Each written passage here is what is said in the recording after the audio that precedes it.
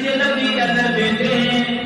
مسجد نبوی کے اندر تمام صحابہ کرام ہیں، اللہ کے رسول صلی اللہ علیہ وسلم حجرے سے تشریف لاتے ہیں اور یوں ہی وہ خوش تنانش کرتے لگا کر اللہ کے رسول خطبہ دیتے تھے، اس کا یوں ہی تعارف کیا اور اللہ کے رسول صلی اللہ علیہ وسلم محراب پر بیٹھ کر خطبہ دینے کے لیے تشریف لائے۔